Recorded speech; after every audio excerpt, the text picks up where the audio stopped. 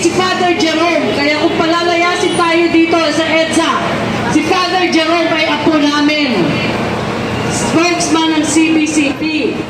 Ako ay nangongolekta at 18 years old. Nangongolekta ako ng kontribusyon para kay Cory Aquino sa mga senador na makakaliwa. Pati kay Joma. Marami yan ng mga senador at congressman na nakipagkaibigan, nakisiping sa mga komunista.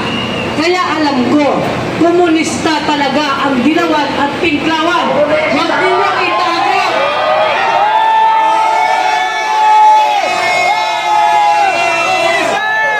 Bakit kayo nagkakampihan? Kasi kayo ay anti-Christ.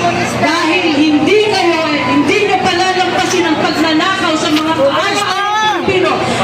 Kung kayo ay malakristo, kaya hinahamon ko mga pare, ang mga pastor ng NCCP, UCCP, dati kayo nagko-contribute sa mga komunista. Nasaan kayo ngayon? Dito kayo magsalita, hindi dyan sa mga walang paninindigan. Kung may paninindigan kayo, kahit wala kayong gwadya, wala kayong kotse, wala kayong pera, kayo nakatira sa kung saan lang na pwede kayong patayin. Dapat kayong panindigan. Marcos resign! Marcos resign! Marcos resign! Kahit naka-wheelchair na po siya, mas nauna ito kay Eric na lumaban sa diktadura ng martial law. Pero ito ay nag-aral sa Catholic school na exclusive, pero napunta sa UP Diliman. Naka-wheelchair na po buong pamilya nito naging member ng Communist Party of the Philippines. Halos lahat silang magkakapatid naging leader ng NPA. Ngayon, nakikiisa sa panawagan para ipagsamna, palayasin si Marcos Jr. walang iba na kahit naka-wheelchair na si Tita Tess Veloz, pero ang pamilya nito nag-NPA, nag-underground, nag-Communist Party of the Philippines. Magkaisa tayo! Maraming salamat ka, Eric. Sana ang bonus ko, okay pa rin po. Ang dati namin sinisigaw, ang mga kasama ko dyan dati, ibagsak! Huwag matakot! Ang sigaw ko ngayon, Marcos resign! Marcos resign! Marcos resign! Ang dami ito mga kasamahan sa social media na UP Diliman ang gustong sumama kahit na kami senior citizen na. Bakit? Kasi hindi na bago ni Cory Aquino nung nilagay namin siya nung nag-EDSA People Power tayo.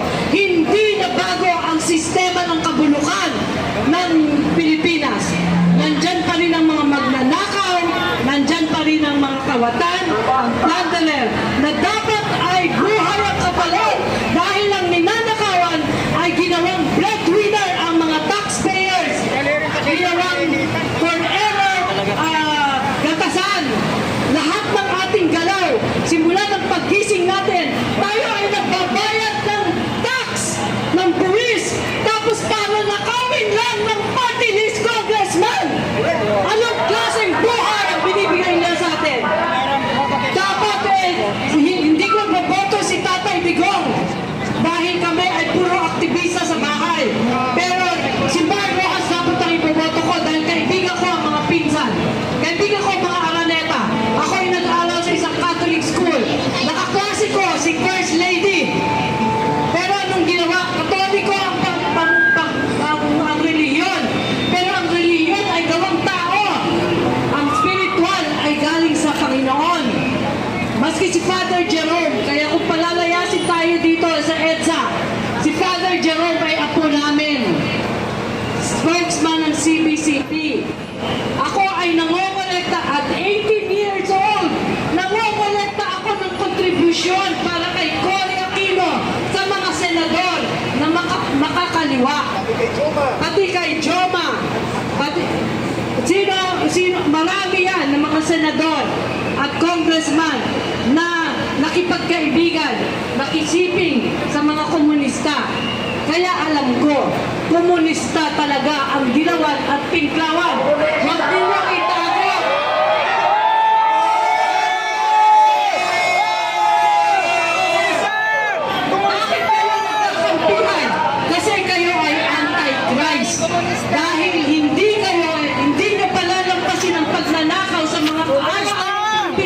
Kung kayo ay malakisto, kaya hinahamon ko ang mga pare, ang mga pastor ng NCCP, UCCP, dati kayo nagko-contribute sa mga komunista. Nasaan kayo ngayon? Dito kayo magsalita, hindi dyan sa mga walang paninindigan. Kung may paninindigan kayo, kahit wala kayong gwadya, wala kayong kotse, wala kayong pera, kayo nakatira sa kung saan lang na pwede kayong patayin. Dapat kayong panindigan. Marcos decide! Marcos resign! Marcos resign! Hindi ba tayo na-challenge, naka-wheelchair na po si Tita Tess Veluz at siya po ay senior citizen. Ang buhay po niya at ng kanyang pamilya ipinuwis nila sa Communist Party of the Philippines, sa New People's Army at sa NTF. Kagaya ni Ka-Eric, ako po 21 years sa CPP, NPA, NDF. Si Tita Tess Veluz, buong kapatid niya, buong pamilya ay nag-NPA, nag-Communist Party. Pero ngayon nananawagan, sobra-sobra na ito. Si Marcos na at si Romualdez, kasapwat na nila ang mga komunista, ang mga hilaw na komunista, at ang kanilang mga alipores, pati ang taong simbahan na budol na rin nila. Eric, dati tayo magkasama sa kilusan ng pagwawasto ng katotohanan. Ngayon, kilusan ng pagwawasto ng kamalian at kabulukan ng Marcos, gobyerno ni Marcos. Kaya kayong mga pulis, officers, ang tatay ko ang naging boss ng mga pulis ng panahon ni Magsaysay, konsehal. Alam ko kung gaano kababait kayo at may mga pamilya ko, may mga kapatid kayo. Huwag ninyong hayaan i-recruit ng Makabayan Block. Huwag ninyong hayaan i-recruit ng komunista. Kayo ay manindigan laban sa mga komunista, bangag, dilawan, pinklawan, at mga tiwaling mga kakampi ng mga bulok na sistema. Maraming salamat po. Patuloy ang laban. Ayun, Tatay Ben, pinapanawagan natin ang boses ni Undersecretary Ben Juanque habang nagpapahinga si Tita Tess Veluz, at itulak natin ang wheelchair, padaanin natin ang boses ng mga matatanda ngunit matatapang pa rin at magigiting. Mabuhay ka, Tita Tess Veluz. Ang mga komunista ang nanggugulo sa ating bayan. Kahit sinong presidente, ginugulo nila. Kaya hindi tayo masinso dahil sila ang manggugulo. Ngayon, dahil bangag ang Pangulo, sinusunod nila, hinututan nila, nagkapira sila, mga magnanakaw kayo! Pira ng bayan yan!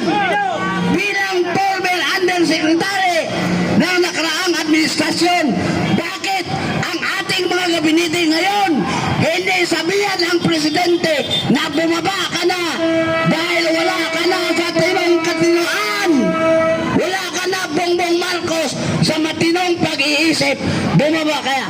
Yan ang gawin ninyo mga gabinete.